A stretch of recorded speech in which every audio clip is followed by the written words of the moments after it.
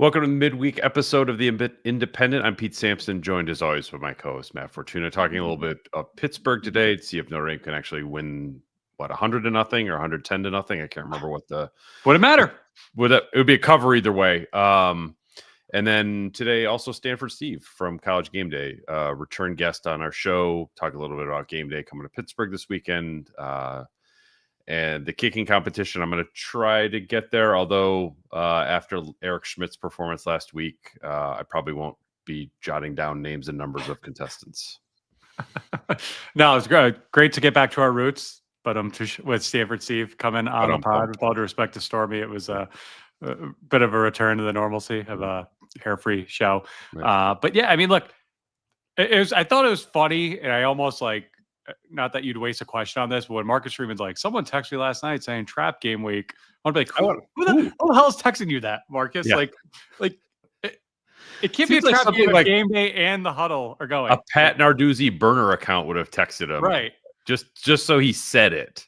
I just don't, it's a trap game when we circle at the beginning of the season because it's not Miami or A&M. Yeah. It's not, Pitt's way better, right? College Game Day's there. And good on Game Day. I'm sure there's SEC fatigue because frankly, Oklahoma at Alabama and Texas at Georgia are better games on paper than this one should be. Mm-hmm. And the Huddle's going there. So they rarely double dip with their conference networks like that.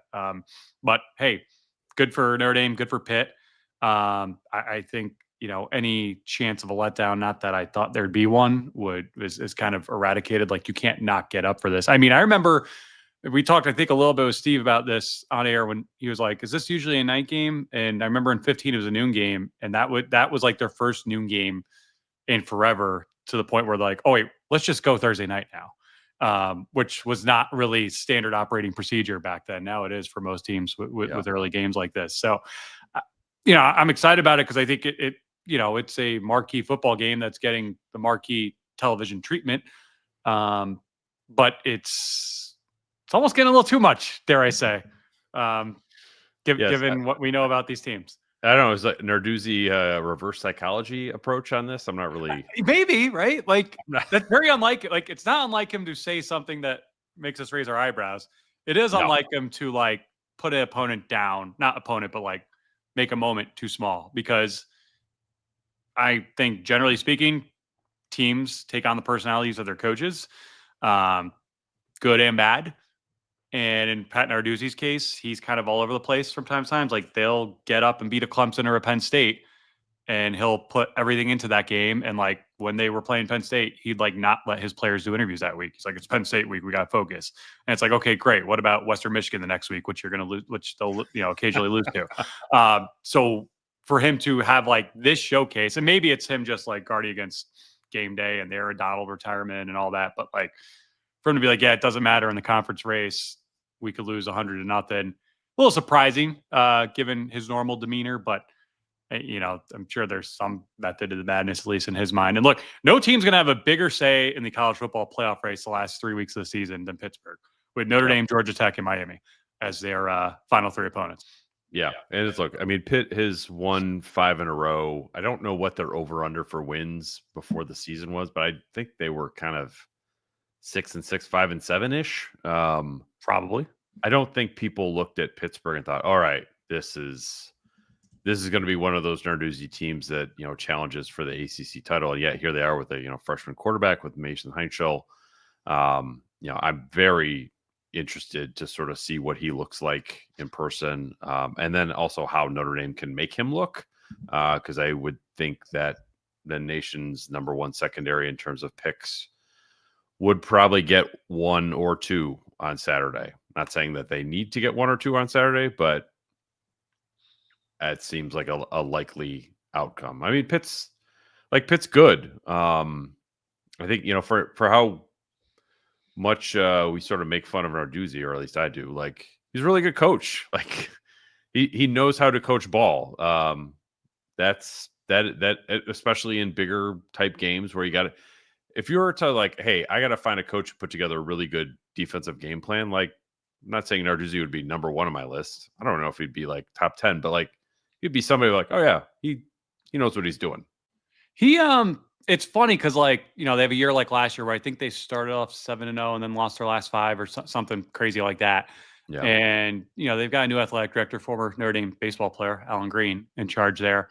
And so, like, anytime there's hot seat chatter around the country, like, what about Narduzzi? And I've always been met with, like, and this is not from, like, defenders of him, but, like, you look at his record year to year, like, he's actually done a pretty darn good job there. Like, Pitt should not be in the business of firing coaches for, like, one bad year every now and then. And exactly right. I mean, they were a carousel of guys coming and leaving, from the 1 year Todd Graham experiment to Paul Chryst being 3 and out before going back to Wisconsin. And Narduzzi is now on year 11, which, is dog years literally in college football coaching terms. That's why I do think if and when Michigan State opens, he would be wise to take a serious look at it in a way that he didn't when they ended up hiring Mel Tucker back in 2020. But, we'll see how it ultimately goes. So Stanford Steve, in our interview with him, makes mention to Pat Narduzzi turning down UConn in 2013. What we didn't follow up on was, and then they hired Bob Diaco and everything went great, right? Anytime we could squeeze a Bob Diaco reference in here, we've got to, although he's got a winning streak going for him at North Carolina right now. But no, it should be a fun game. I mean, game day is going to be an awesome scene. The Huddles, I mean, they do a great job as well. I hope they still get, like, their usual viewership, with game day taken away from that. But, I don't know if it'll be sold out. I imagine it'll be sold out. I mean, there are a lot of Notre Dame fans in that area, and Pittsburgh always gets up for this game. And look, they've won, I have the numbers here. Mason Heinschel, since he took over, 5-0 has thrown for 1,547 yards, 12 touchdowns, 5 interceptions. He's looked really good. Now, Eli Holston looked really good last year too, until he didn't this year. But Heinschel, who I believe they offered on signing day, he had no Power 4 offers. Cade Bell kind of grabbed him at the last minute out of Toledo, I believe. He's given them a jolt of life. I mean, the 2 losses they've had were not with him, and they should not have lost. I'm not saying Pitt should be undefeated, but they had no business losing West Virginia, and they gave that Louisville game away 10 different ways. This is a good football team. Are they good enough to win this game? We'll see. Yeah. All right. Well, we also got college football playoff rankings to get into, but before that, we want to thank our friends at Home Run and Pizza. Said it before. With kids and youth sports, I'm struggling big time to put dinner on the table here. Yeah, I got Notre Dame interviews on Tuesday night, soccer practice now, basketball practices, Home Run and Pizza. It's a lifesaver. It is delicious frozen pizza. Friend of my freezer, friend of the pod.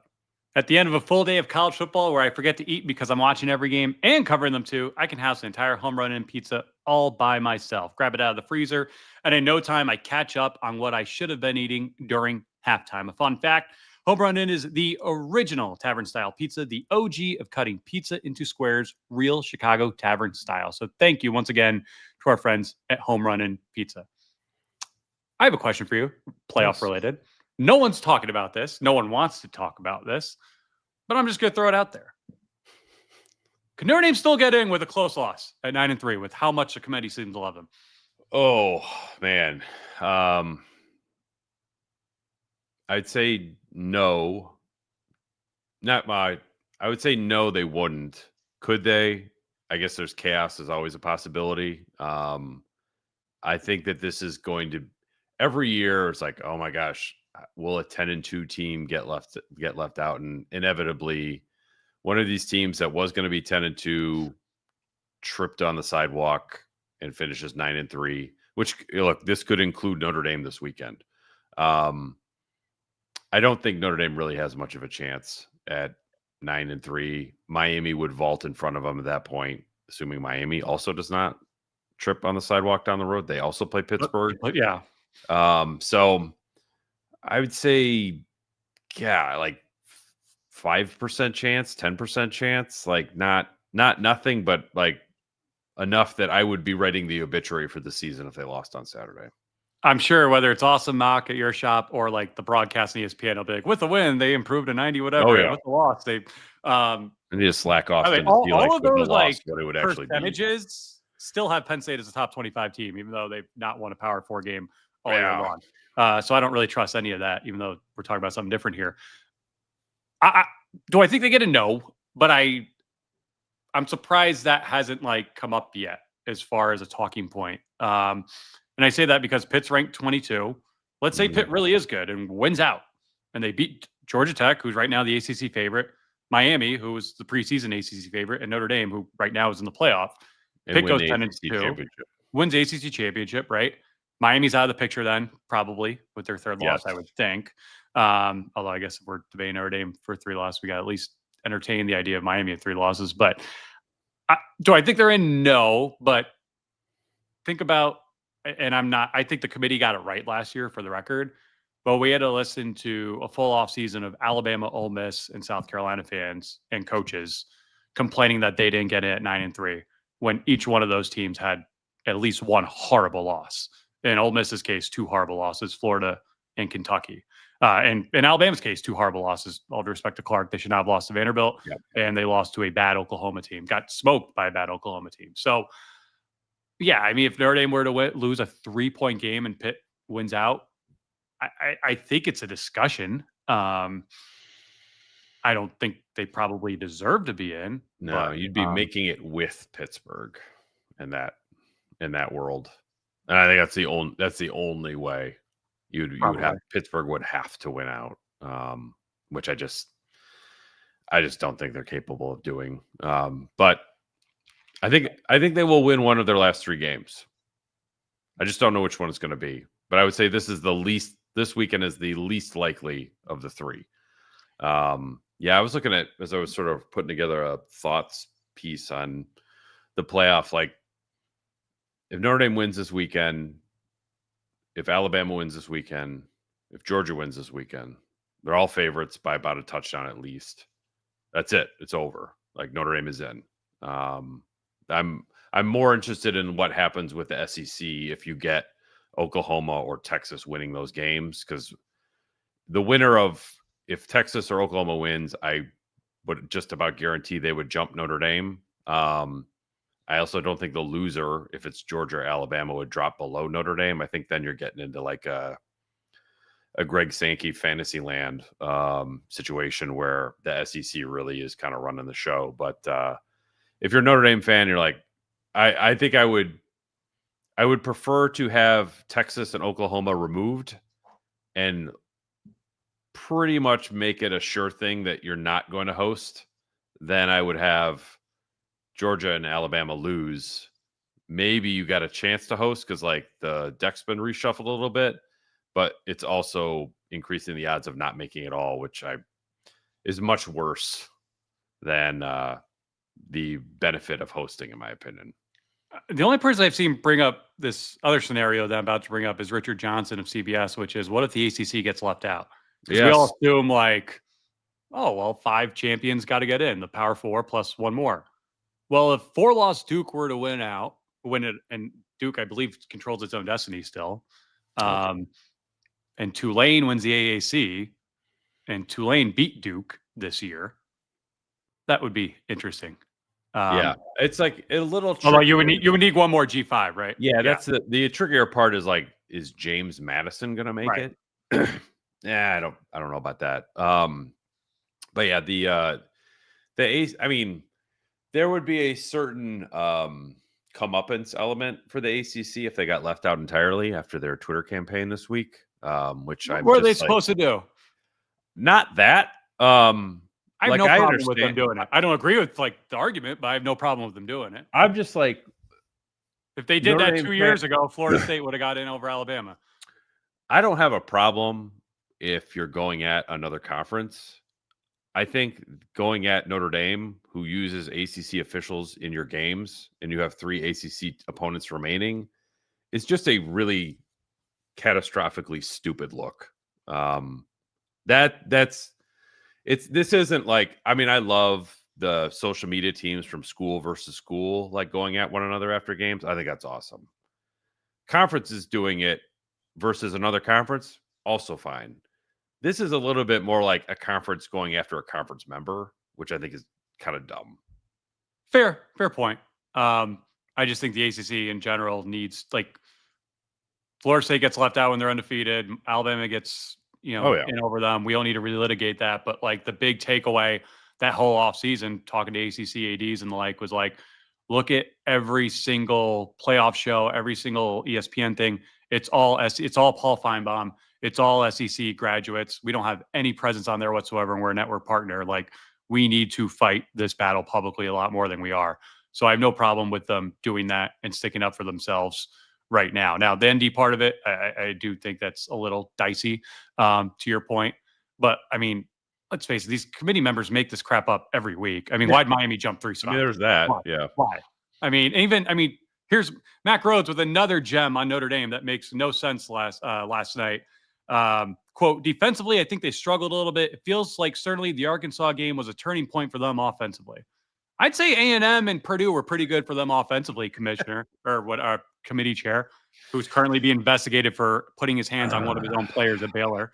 And that's the guy who's now in charge of picking playoff teams. There is a certain element of like, I think by the time the second show rolls around, you're kind of like, oh yeah, let's say less.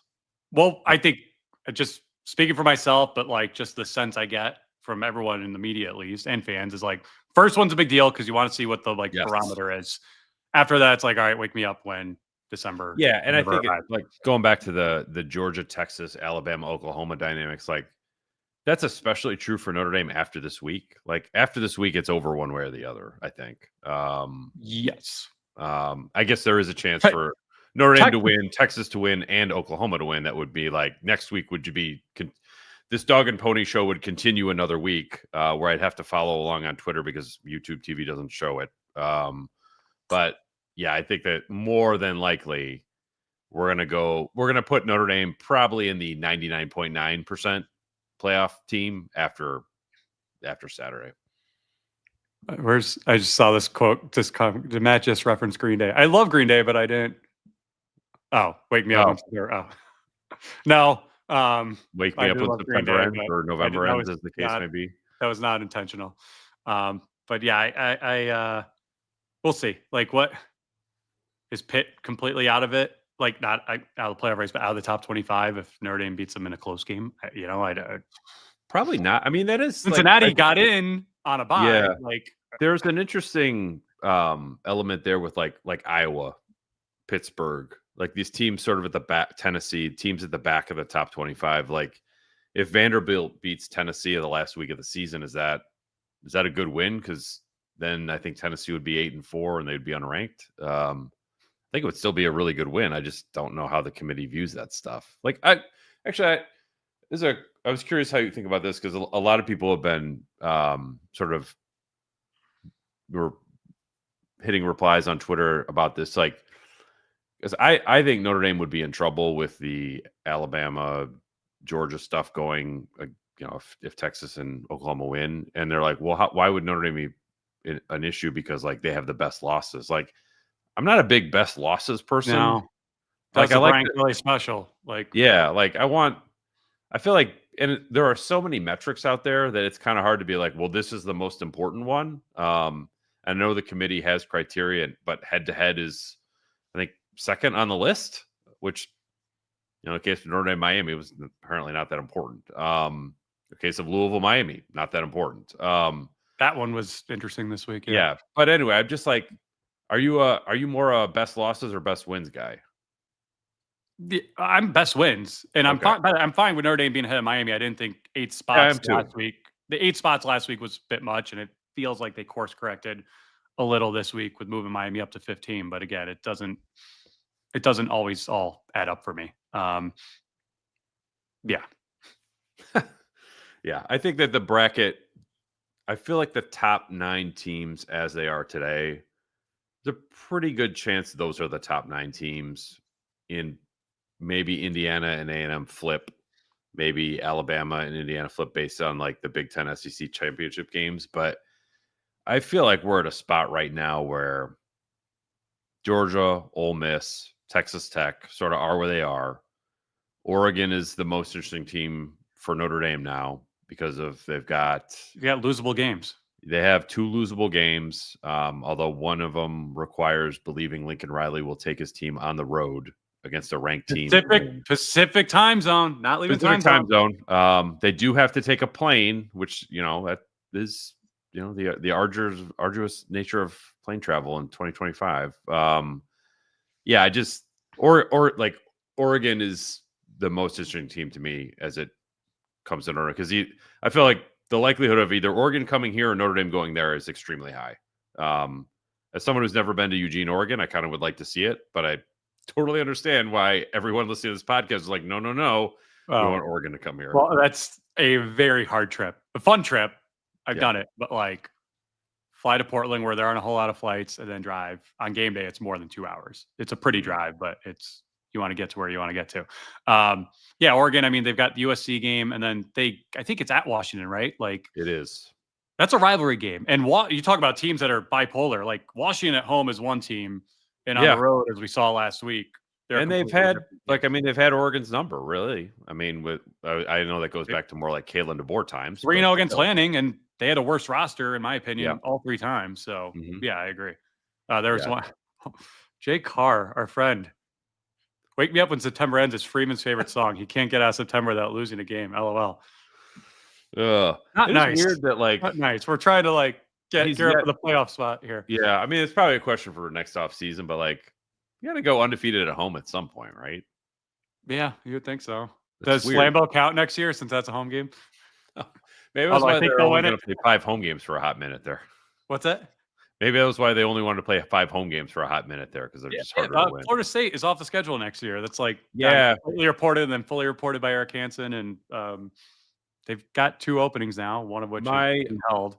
So my understanding is Stanford will play here next year, and then they're moving in a good direction on USC for a 2-year extension.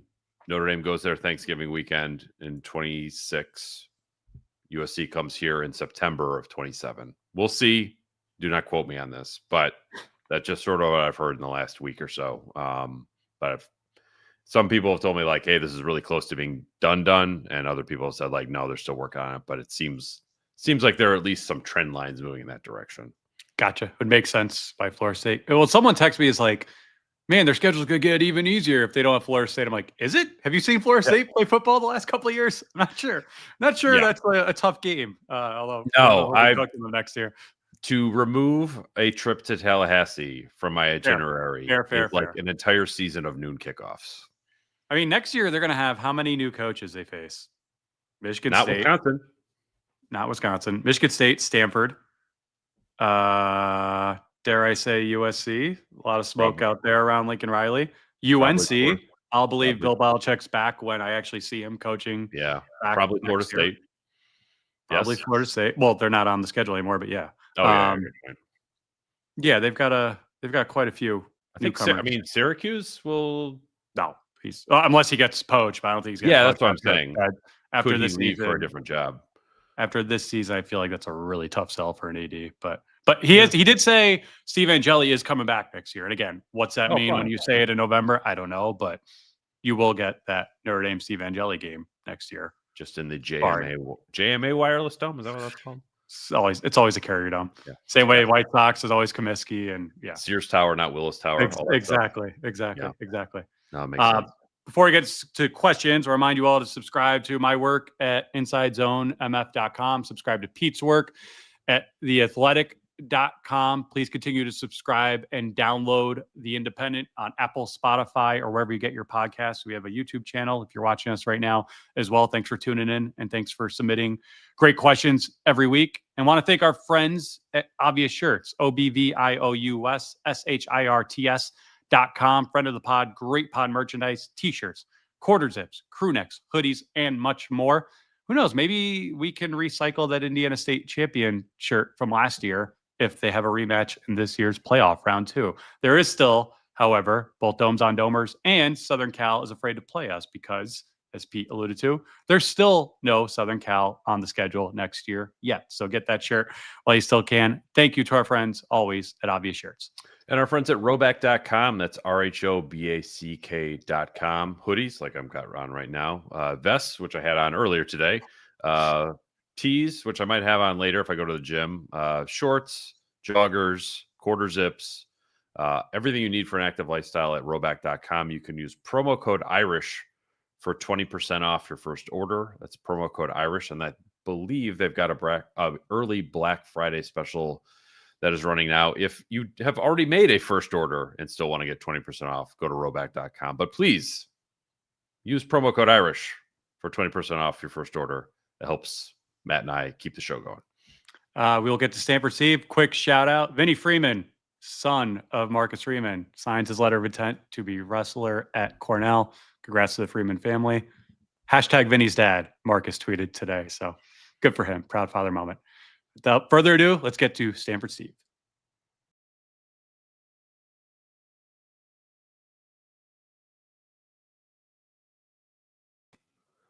Pleased to welcome to the show Stanford Steve from College Game Day.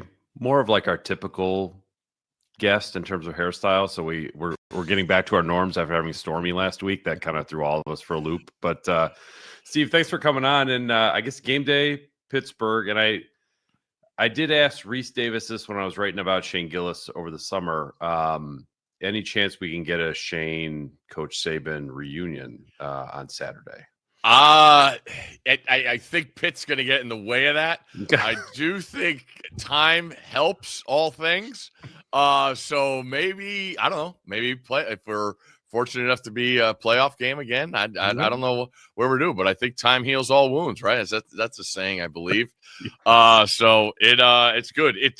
It's very funny you mentioned that though, because when Theo Vaughn come on and Bargatze come on, there's definitely a comedian text thread about, say, maybe Coach Saban, because those two guys like made it a point to come over. Coach, I respect the hell out of you. You're the GOAT, blah, blah, blah.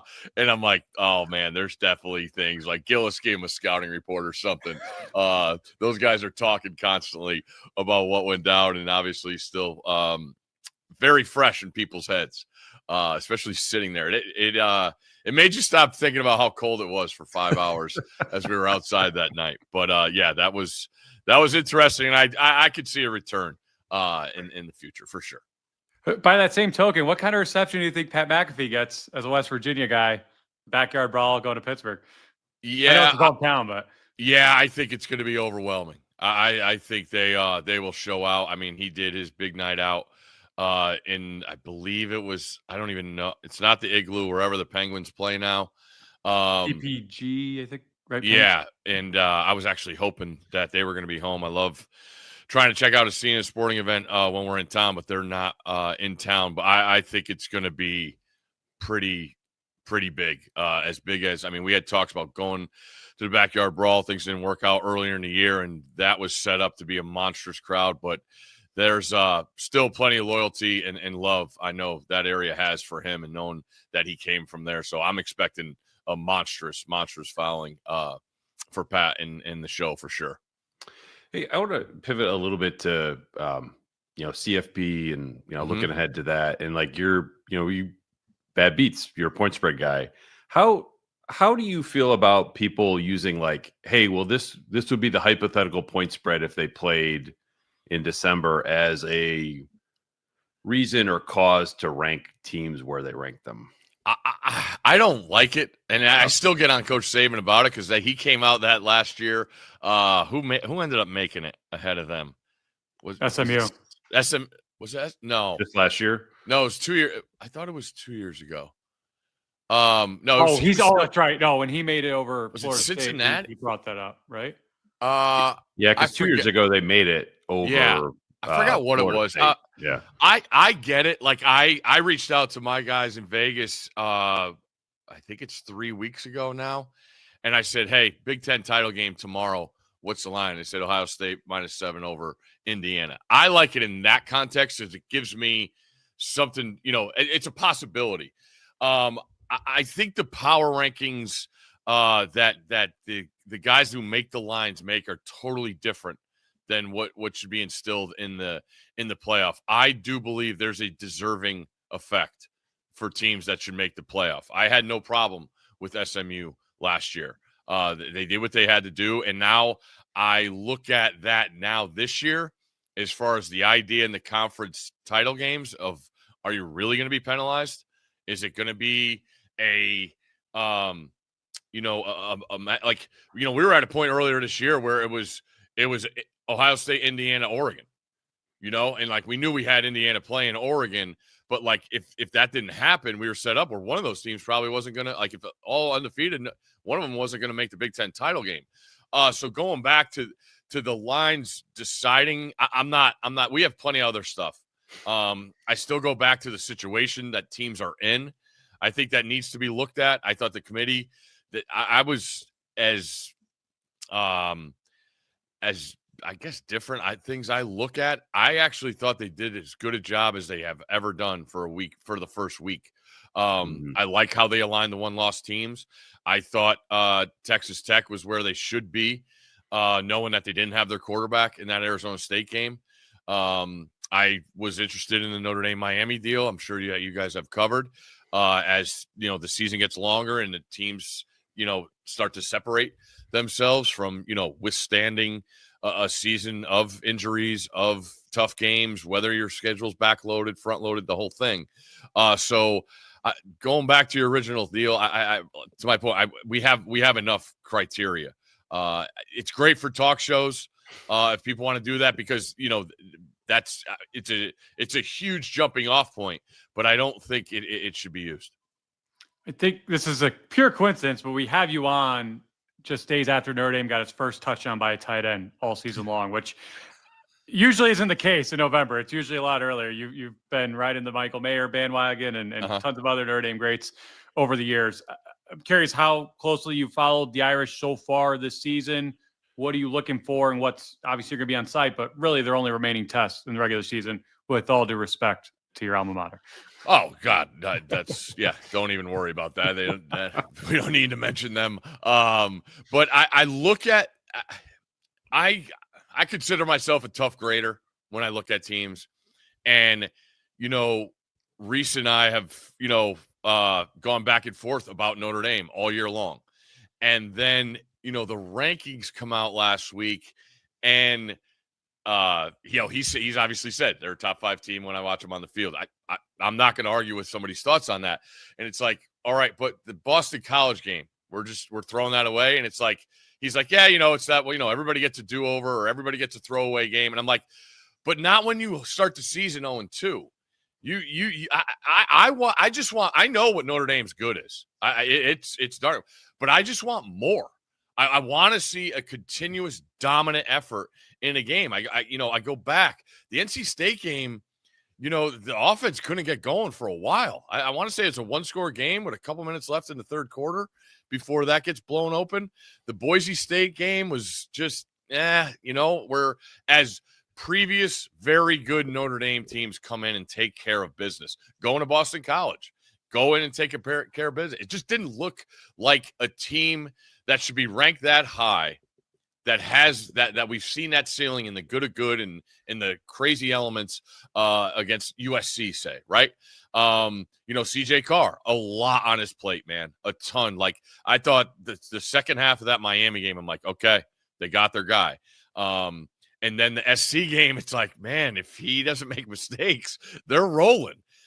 So what do you have here? You have a very good roster. You have an awesome coaching staff, but you see that coaching staff still aligning pieces and making sure there's things you need to get going. I look at Jeremiah Love as one of my favorite players to watch in college football, but the way he's built, I mean, I watch a lot of their run scheme. Like, there'll be a guard pulling. He's so adamant at getting the ball and getting to 100 miles an hour. He'll beat the guard to the hole sometimes. Like, that's how into it he is. Price has been just an absolute, I don't even want to say 1A, 1B, but just another guy. The kickoff return against SC flips the whole thing around. So when I look at Notre Dame, I know what they are. I plan on them having a home game in this playoff. I just want more. I want to see the 60-minute game, and I'm really fired up for this week, because we got very good on very good when you talk about the Notre Dame rush offense against Narduzzi and the rush defense. I mean, Narduzzi has been a pain in the butt for forever against the run, and what he does, and in our meetings this week, and Coach Saban having dealings with him in the past, it's just pure disruption. I mean, look at every year their ability to get TFLs in the run game are really important to what they do. They play a chaotic style. I believe I just read overs are 8-1 in their 9 games this year. So it's kind of a chaotic style. But when you got, I go back to when he was at Michigan State with D'Antonio in that playoff game. I mean, Alabama just mauled them. The disruption, the ability to run zone, to take away all the games and the stunts, it did that. So that's where I look at Notre Dame. I was doing the thing. Sorry, this is my combo day where I combo my computer to my handwritten notes. But I want to say it's the oldest guy I know Notre Dame offensive line is redshirt junior, right? Is that the right tackle? Right now, yes. Yeah, right. He's a redshirt junior, Emil Wagner. Yeah, because I see true sophomore, I see redshirt freshman, redshirt sophomore, and I see that group growing. Again, I thought they were put to the test, but when you go back and look and see the amount of points they still scored against Miami and A&M, and knowing how diverse those two schemes can get, and then you watch those two teams continue to dominate teams, it says a lot more to me for Notre Dame to be able to fit. I mean, you score 40 points and lose against A&M, who's a team that still hasn't lost. I hold that in high regard. But again, that goes back to the great coaching staff. I think the world of Denbrock. People, you talk to college basketball coaches nowadays about the interchanging world of your roster. Like Scott Drew at Baylor. He didn't have a player on his team the day after the portal opened. But what does he do? The great ones, they adapt to what they have. And Denbrock is, I think he's in his own tier when it comes to stuff like that. You see the ball going to where it should go to. You see the playmakers getting the amount of touches they should get. Now you're going to have naysayers that are always going to want Jeremiah Love to get 40 touches a game. It's not going to happen. I'm sorry. So I look at them as an opportunistic team, and I'm really fired up for this matchup because this is the best, I would say, defense there, right? I mean, who else would you? They haven't played a lot of good defenses. That's Miami. Miami, yeah. So when A&M has the third down things, but that's so far in the past. I look at this offensive line as growing. I think it's an awesome test because, like I said, you're going to get everything thrown at you with Narduzzi in that defensive front. I think there's some key injuries. What did I have here? Lewis came back and played against Stanford, but Biles has missed the last 3 games. Those are their linebackers. So when you talk about the disruption and the movement the defensive line does, those are the guys that clean it up. Kyle Lewis is a stud. He got banged up in the Cuse game, and then he missed the NC State game and came back and played against Stanford. So anytime we get a matchup of good on good, I'm fired up for. And the idea of Pitt off a bye week, all the talk, it sounds like they're just trying to get healthy. Desmond Reed, again, another dynamic playmaker, and obviously I'm sure we'll talk to freshman quarterback. So it's a fascinating matchup, and I think one that Notre Dame needs to show what they have, and I expect them to. Yeah, I guess at Narduzzi's comments on the game aside, does it feel like this is kind of like this settles the argument on Notre Dame weekend? Like one way or the other? Because I feel like the way you're describing Notre Dame is sort of how I feel about them. Like I watched them, and I think they've got a chance to make a run. Yeah. But then you look at their resume and you're like, I almost feel like they're better than their resume suggests, but this weekend will probably maybe match the resume with how good they may or may not be. Yeah, I just look at the USC game, Pete. Like I watched that game, so fired up. I think a lot of SC. I really do. That offense in what they're able to do and link in with the screen game and all that. And you talk about the insufficiencies of Notre Dame defense, and especially on the pass side, where we in the 90s now. After the Navy game, I got 90th in pass defense. Anyway, they get the win. They score a ton of points, but when I go back and watch it, it's like, man, they could have dominated this game. Like the card decision in the red zone, like that's a game flipper. Yeah. So it's building off that, but yes, for this, if they run the table, what are they 10, 30? I think I saw it's up to 12 or something. If they come in the Pitt and dominate, and now you look at Pitt, I think still is going to have a major say in the ACC. And I'm not saying the ACC is one of the top conferences in the country, but I stay – you're dominant in the rest of the way. Yeah, like I said, I want to see more because I do believe they're a team that can win a national title. I really believe that. But the lack of focus in certain situations in certain games has caught my eye, and they'll be put to the test this week for sure. First off, I meant to mention this earlier. Thanks for wearing a UConn pullover on a Notre Dame podcast. Joey McGuire, who you're with last week, must absolutely love all the independent love you're showing on the independent. But I did want to ask, I mean, going back to what Pete referenced, as like part of the crew that's going to the game and helping build up the hype around this game and seeing Pat Narduzzi said what he said. And we all know that guy runs his mouth as good as anybody. Yep. But like, do you read anything into it? Are you like, do you look at this game differently because of the way he kind of flippantly discarded it as far as what it means for the big picture? Not really. Like to your point, I think you got to consider the source. He said some off the wall things prior, I think that's a hard thing to do though, because you have in this day and age, right? You have, Notre Dame is going to find a reason not to like so many more teams because they don't have the conference affiliation. So pop up, Boise State pops up on the schedule. All right, what are we going to find here? What are they going to say about Notre Dame that's going to get us irritated, right? So their thing is way broader, but like when you look at Pitt and you got ACC teams, you got the old school Big East teams that still play them in the Syracuse of BC. You have gamblers across the world that are like, what is this guy doing in certain situations that still people remember? Like, ask an average gambler what they think of Miami. The first thing they're going to say is Mario Cristobal, right? And I think Narduzzi has that deal when you look at people that aren't necessarily fans of a team, but watching every week. So I don't read that much into it. He does say some weird things at times, but when I put on the tape and watch games of his teams, they're ready.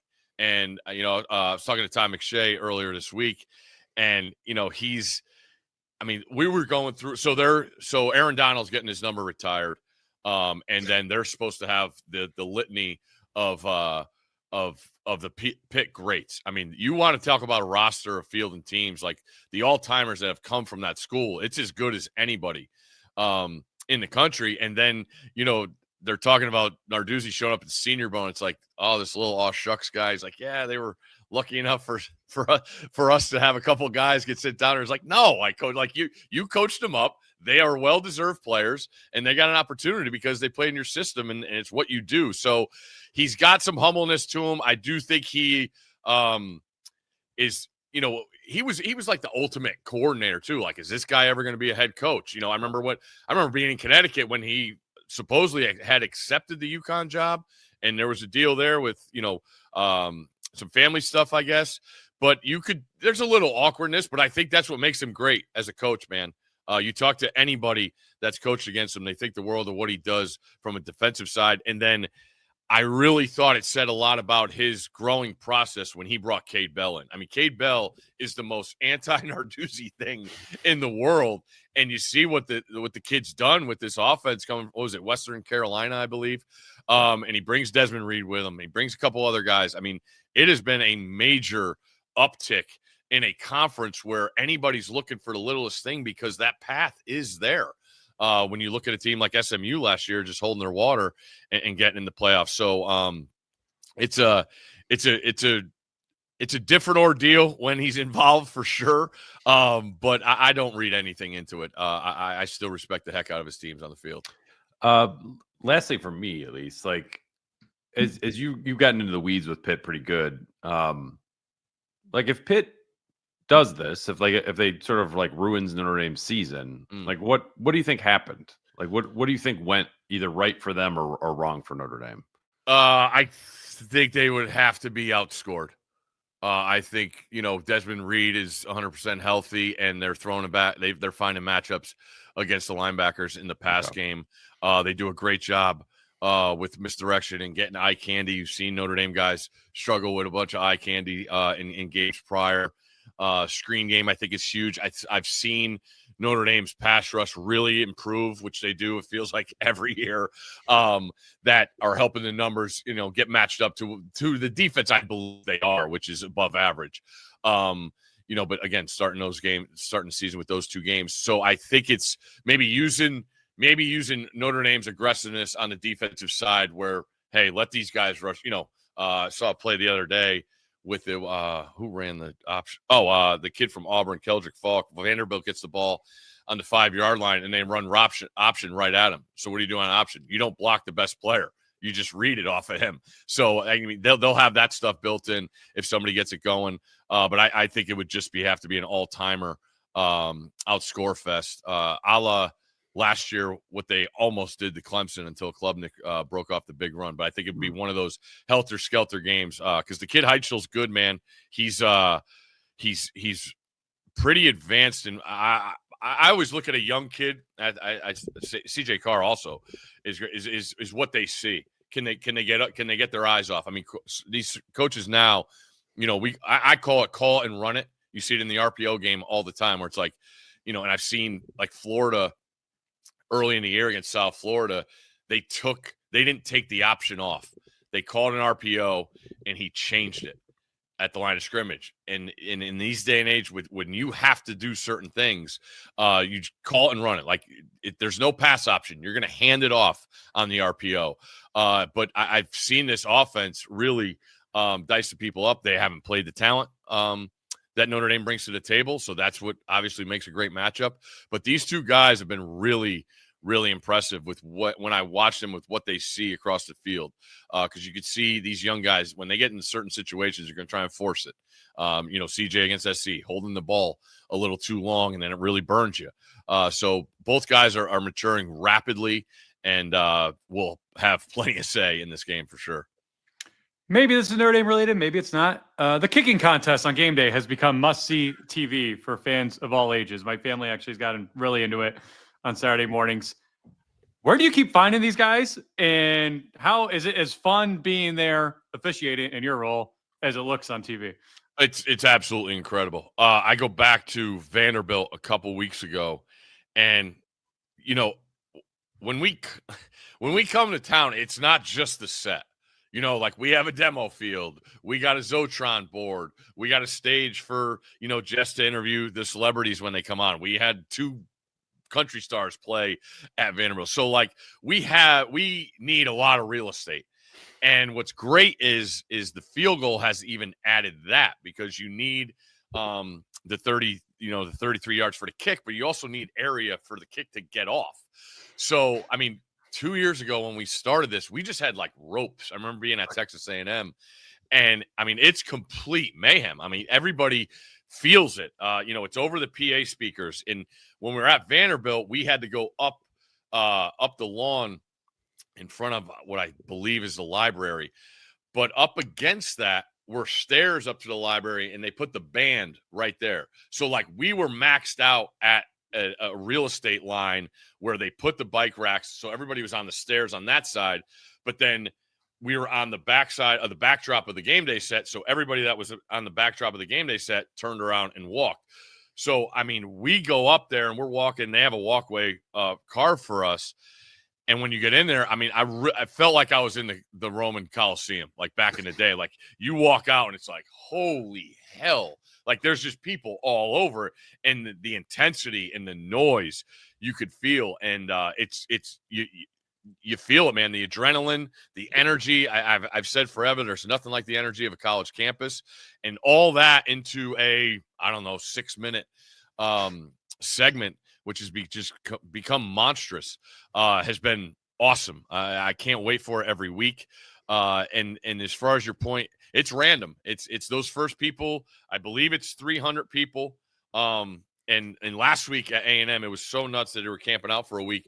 We gave the first 300 students wristbands. So when they show up, I think they opened it at 5 a.m. We were local, so we were what? 8 Central. Yeah, whatever. 5 a.m. local time. I'm in a different time zone every week, so sorry. You called it A&M too. Tech fans won't. Oh yeah, latch onto that at all. my fault. Texas Tech, love them. Hey, before I let you go, like where for Notre Dame fans or Pitt fans who might be listening to this podcast for some reason, where are you guys setting up this weekend, and which river will the kick be sailing into if it's made? You know what? I believe we're still setting up. I just got a text from our director because it looks like it's going to warm up. Yes.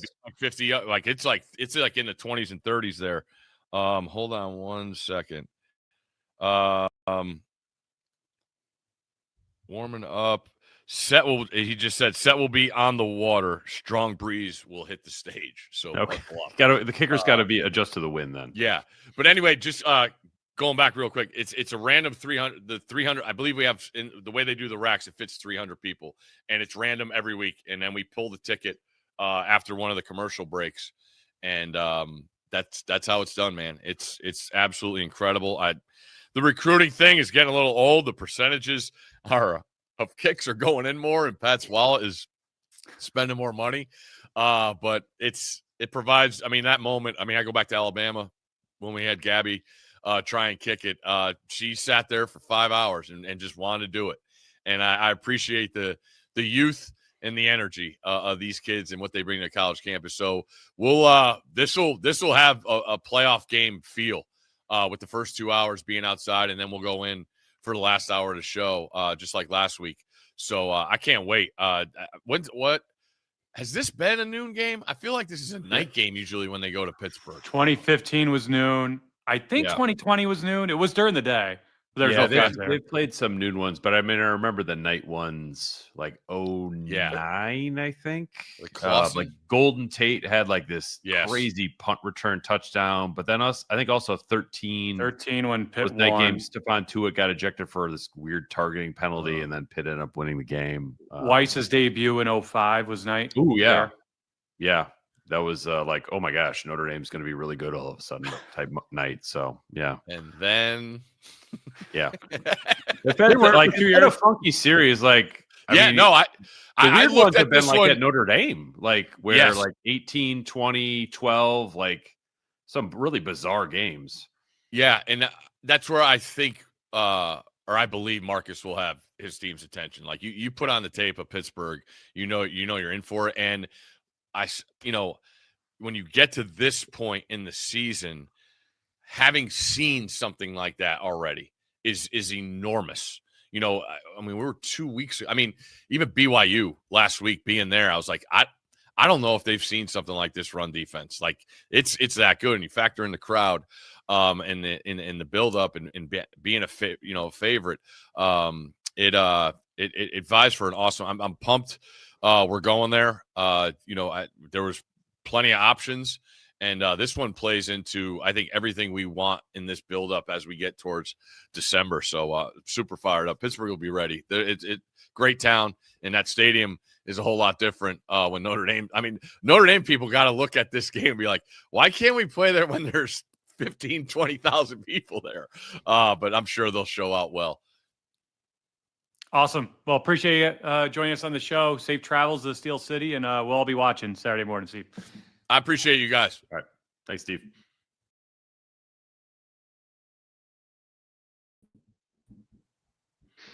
Thank you to Stanford Steve for joining the Independent, multi-time returning guest, and look forward to seeing him and the rest of the Game Day crew on TV this Saturday in Pittsburgh. We will get to your questions in a second. Before that, I want to thank one more friend of the show, DraftKings. One play can change everything.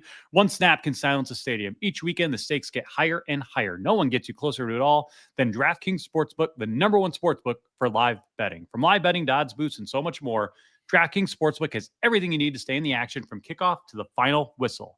New customers, this one is for you. Bet just $5, and if your bet wins, you'll get paid out $300 in bonus bets instantly. Own every Saturday with DraftKings. Download the DraftKings Sportsbook app and use code INDEPENDENT. That's code INDEPENDENT. Turn $5 into $300 in bonus bets if your bet wins.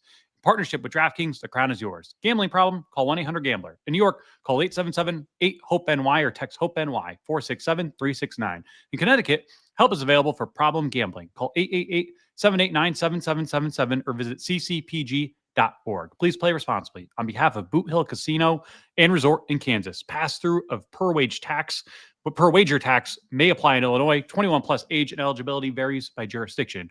Void in Ontario. Restrictions apply. Bet must win to receive bonus bets, which expire in 7 days. Minimum odds required. For additional terms and responsible gaming resources, see dkng.co/audio. Limited time offer. A lot of questions. Let's get to them all. Actually, here's a phenomenal question. There was a couple of this. Is Team A and Team... No, actually, this is not the one I meant to put in, although this one is good. Terrence M says, is Team A and Team B the new 6-7? Hold on. Well, if Team A goes 6-7, there's one for you. Where is... Oh, there's a good one. There are a lot of you guys today. I'll get to it, but there was a very good Team A, Team B one. I think that I will be referencing Team A, Team B for quite a while. Well, it was like... not related, but kind of related. The FBI basketball scandal, the original one in 2017 with all the Adidas schools. And it was like Louisville was Team A and Miami was Team B. And anytime they play each other, it'd be like FBI Team A versus FBI Team B. Like, wonder who's going to win. Who's going to win? Where is the... Oh, here. Oh, it's Terrence M again. Okay. So you're on a roll then. Yeah. Team A, Team B shirt incoming. That, my friends, has the makings of obvious shirt. Yes. Yeah, Team A with a greater or less than sign. Team B. I mean, we can even throw. Yeah, I think that's an obvious shirt. Let's get through this weekend first, but let's not speak a hex or a jinx into existence here. But I like where Terrence M's head is at on this. More independent talk. Adam Falcone. Got it right this time. How many more games does UConn have to win before we start? They must join the conference discourse. Hey. I thought they should even have a football program, and Jim Mora Jr. is doing a hell of a job there this year. A big win over possible ACC champ Duke this past weekend. Yeah. And the place looked like it was filled in a way it hasn't been since I think Bob Yako coached there in primetime against Michigan way back when. So good on you, UConn. Patrick Walsh with a more relevant, although not that pressing question. How worried would you be about MF? I believe he means Marcus Freeman, not Matt Fortuna, going to the NFL. I wouldn't say worried, but I don't like he's young enough where I don't think he's going to like die in the Notre Dame coaching chair and he'll have something else in life. And I would imagine it would be NFL and not another college short of Ohio State. And even then I'm not convinced he would go there, but I don't know. Honestly, I'd be more worried if they lost this weekend and didn't make the playoff because all of a sudden you're available then. Yeah. As far as to interview. A little different.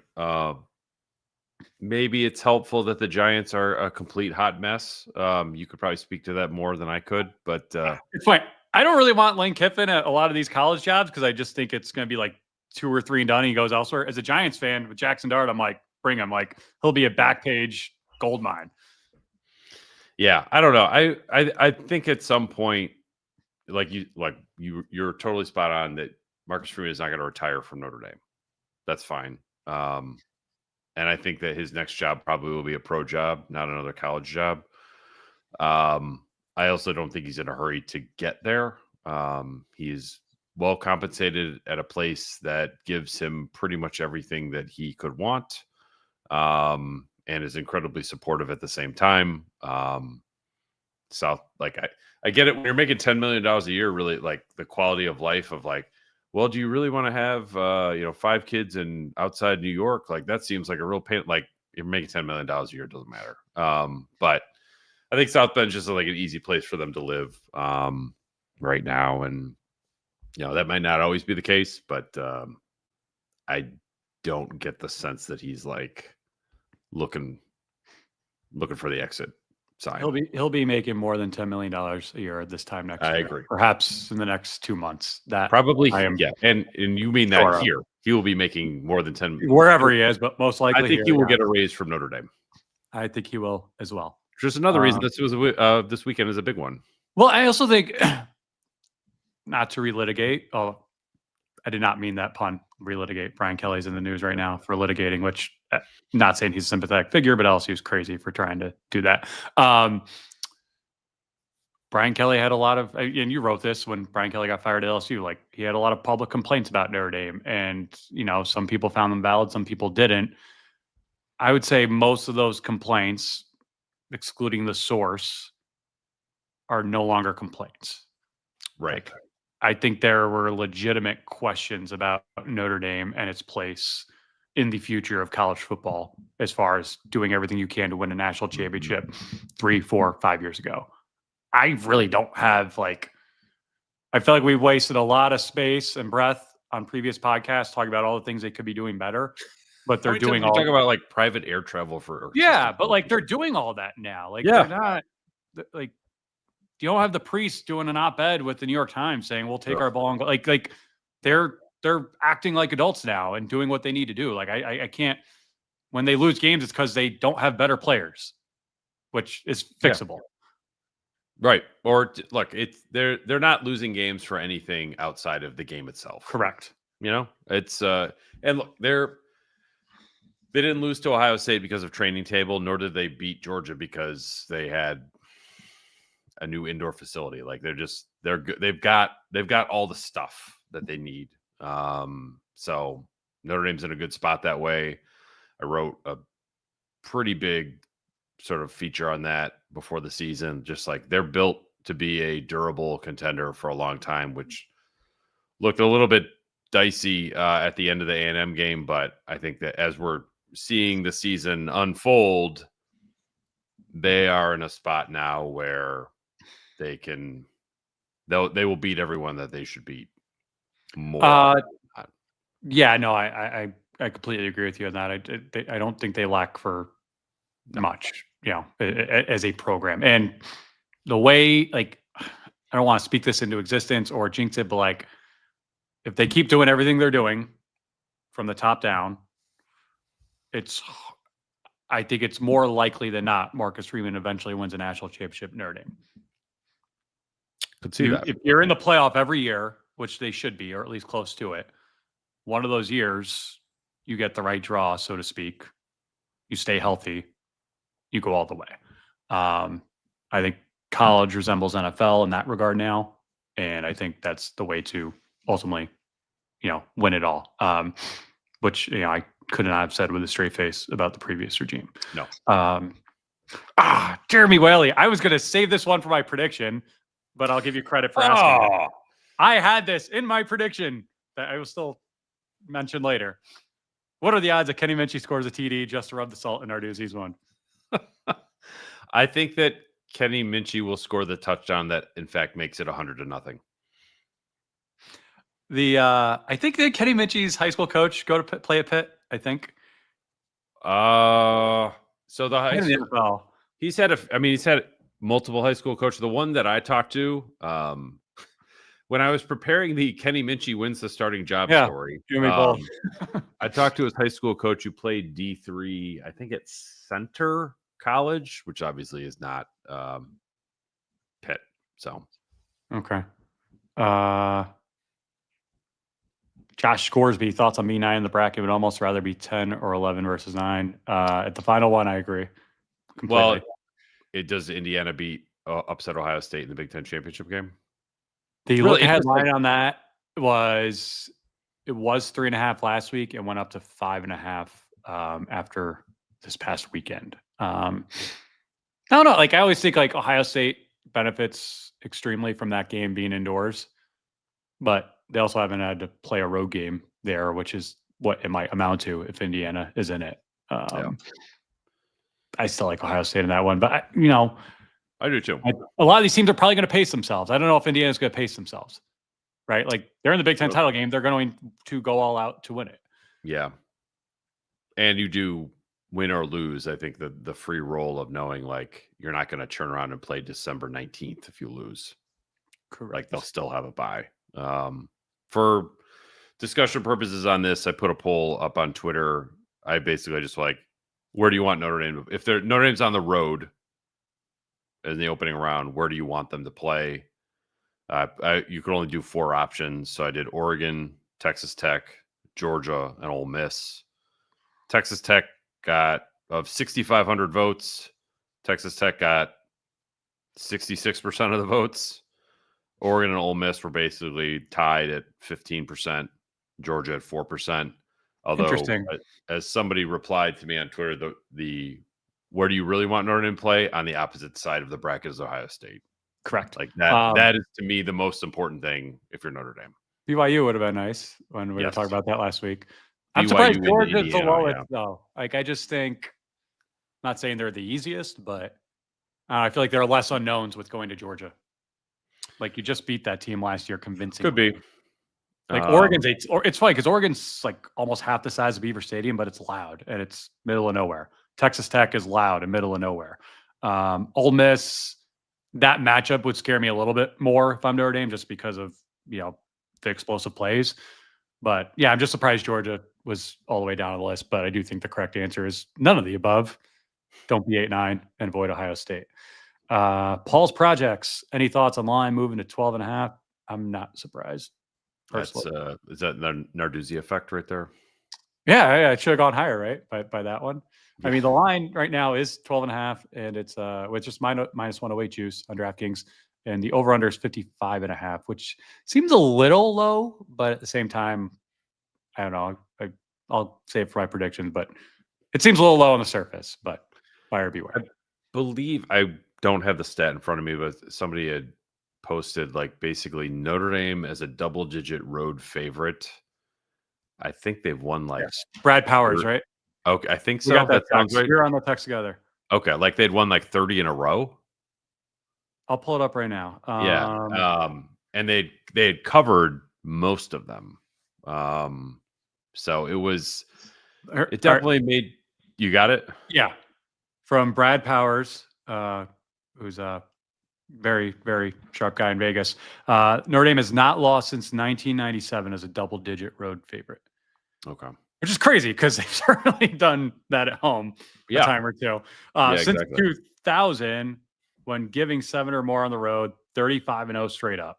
Average win by 19.5 points per game. 21-14 against the spread. Average cover by 5.4 points per game. The last loss laying 7 or more at Pittsburgh in 1999. Last loss laying 10 or more, 1997 Purdue. That's Brad Powers via Tim Murray, who texted us. Okay, that's why I was kicking around in my head a little bit. I just there's a lot of reason to think Notre Dame will be fine. More reason than not, based on historical data there. But how relevant that is for 2025, I guess that's a different conversation. And VR, Matt, why'd you delete the tweet? I assume you mean the independent one because it got aggregated completely out of context, and I just didn't feel like dealing with that. But I found it hilarious. I put the Freeman who got asked, "What do you think about being independent?" And he said, "I'm focused on Pitt." And I added with a million emojis for those with brain cells who can interpret things. He didn't say no, ha ha ha, but people ran away with it. I'm still amused that he got asked by that. Andy Rasta, does the fact that Pitt has played such an easy ACC schedule make you both feel better, not worried? Better, in my opinion. Like, who's their best win? And I don't mean that to be like, oh, they stink, but I guess. And they put it on NC State. Yeah. 53-34, and I think NC State maybe scored on a trick play. Winning at Florida State when they did was impressive. Like, that was before the wheels came off. And that was when I was like, oh, wait, maybe Mason Heinchel is good, and he didn't just light up against Boston College. Like, maybe Pitt's got something here. But I mean, fair point. Like, it's their ACC wins for the sake of this discussion. They beat Stanford, NC State, Syracuse, Florida State, Boston College. Kevin McManus, I like the mug. Irish fan. Ooh, I see what you did there. Living in London, England. Ooh. As an ND and Giants fan, I'm hearing MF is highly thought of by Giants ownership. How likely is he to take that any NFL job, or will he be linked to all jobs? He'll be linked to all jobs. That I can promise you. Yes. Everyone will be linked to all jobs. The job market is going to be crazy. All these guys are going to get paid. Kirk Cinetti already did get paid. Matt Rule already got paid. He'll be linked to everything. How real are all of them? I don't know, but he'll be linked to everything. Jay Carr, always with the great questions. Did you both reach out to Phil Dracovic to get him on the pod this week as a guest? That would have been electric. We wanted to just have him on from BC all through the streak. So, BC, Navy, and Pitt. But we opted against it. But thank you for that one, Jay Carr. Josh Scoresby. MF will probably be linked to every job, but maybe dad follows son now with Vinny just committing to Cornell. Drive time to Ithaca would be cut in half. Think about it. Wait, wait. Yeah, it's if you were to go to the Giants, that is. I thought you were saying he wanted him to take the Cornell job. Oh, okay. Fair enough. Yeah, thinking that's probably not going to be a factor, but I like Josh. I appreciate the trying to get 8 steps ahead of it, and throwing out a pretty enjoyable theory. Archer 00 Arrow, David Hale. Highly recommend following him, as do we. He's been on the show before. Made a great point about the committee's rankings being a circular argument because rankings impacts which wins and losses are to ranked teams. Thoughts? Yeah, 100%. Yeah, no, that is always, I sort of referenced that when we were talking about Iowa and Tennessee before. I think Pittsburgh falls in that group too. It's like they're ranked when you play them. They're ranked between 20 and 25. Then you beat them. They follow the rankings. It's no longer a ranked win. What's the point of that? I don't know. It's like Oregon beating Iowa at Iowa is impressive to me and will not change in terms of how impressive it is whether Iowa wins at USC or not. Correct. Notre Dame winning at Pittsburgh will be impressive to me, even if Pittsburgh turns around and then loses to Georgia Tech and or Miami. Maybe not both, but if they get one of those two and Pittsburgh finishes 8-4, but they're unranked, I'll be like, actually, Pittsburgh's still a good win, committee. Like, I don't really care that you didn't put them in your top 25. I think, not to go back to the good losses thing, but Miami loses out. I still think that's not a bad loss, losing week 1 at Miami with that roster. Yeah. John Mullichak, 0% chance ND would get in at 9-3. All 9-3 benefit out would go to SEC schools. Well, if all these SEC schools go 10-2, they're all getting in. Right. I wouldn't underestimate, and I don't think Notre Dame's getting it 9-3, but I do think it's worth discussing, and I think we will be discussing it short of a blowout this weekend. I would be careful to not underestimate just how much goodwill Notre Dame has by going to the national championship game last year. Like, I do think they would be a team that, whereas before last year, everyone's like, Notre Dame loses all the big games. Why would we give them the benefit of the doubt? After last year, I think that narrative is completely flipped on its head, and they would get a benefit of the doubt if it came to that. But I think there's a lot of truth to that. They have a worse record than them. They obviously wouldn't. Andy Rasta, I understand Pitt has looked better and they've caused us problems in the past, but do you really believe they can knock ND off? I have a hard time seeing it. I do too. I mean, I think it would really take like a CJ Carr USC level performance. But so I think the thing that gives me a little bit of pause with Pittsburgh is they're excellent against the run. And Notre Dame's interior offensive line has been rebuilt. It's playing okay, but it's not playing great. I could see Jeremiah Love finishing this game with like 17 carries for 94 yards. And you're just like, we just couldn't quite get him going. So then it's on Carr to take advantage of that over the top. He did against Navy. He did against Boston College. He's done it against everybody other than USC. But USC kept 2 safeties back and let Jeremiah Love just destroy them. Narduzzi could be that stubborn. I just don't think that he will be. They held Stanford to minus 10 yards rushing in their last outing. Again, I know it's Stanford, but they are good against the run. Don't think Jeremiah Love would be on any Heisman list anymore if that were to happen. Well, obviously not if he gets minus yards, but in your scenario, I think he'd have a real uphill climb to get to New York. But I love the way Stanford Steve put it, right? Like, he's outrunning his blockers sometimes. Yeah. Behind the line of scrimmage and getting to the hole that quick. I think we saw that against Navy.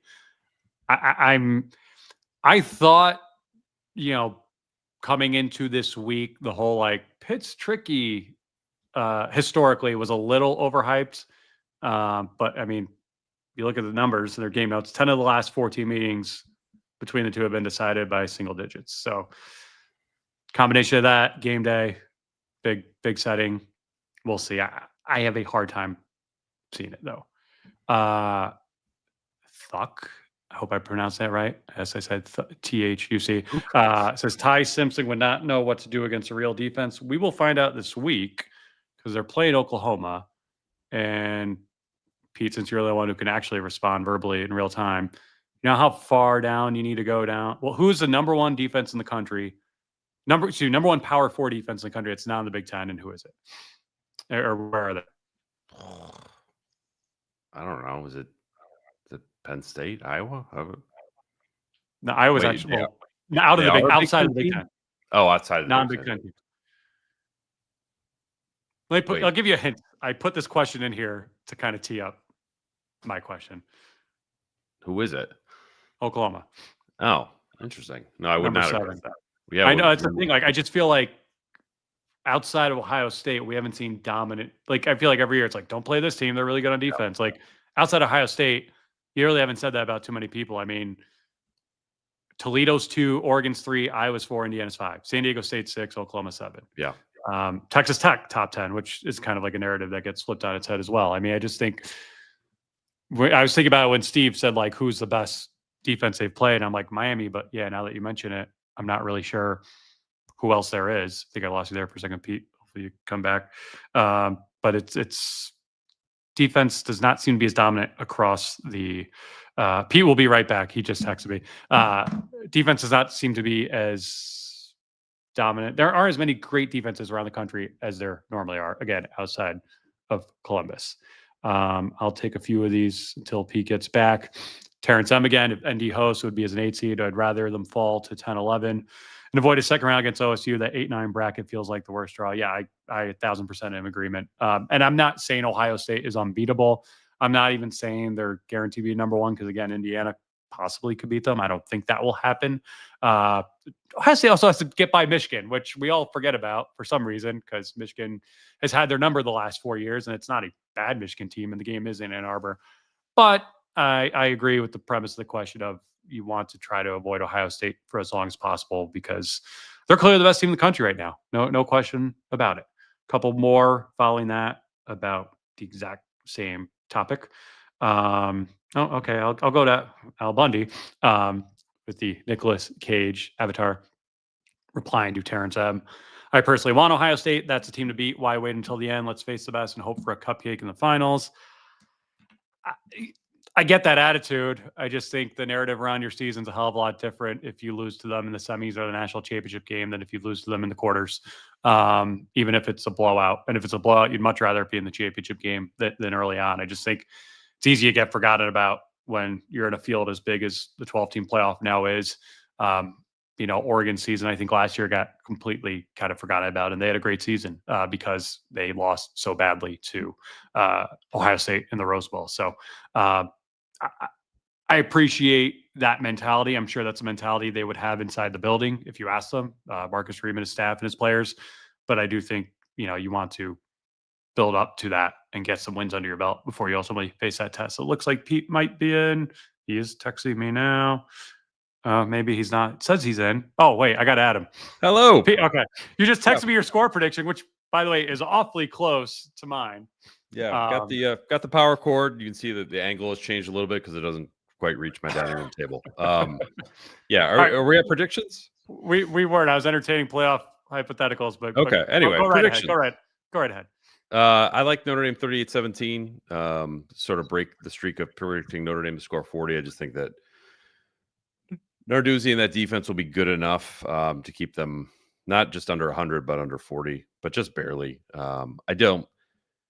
As much as I do want to see Heinzel play, and I think he will be good long term at Pittsburgh. How about this? Like a hot quarterback. I'm like, no, I actually like Notre Dame secondary against this hot quarterback.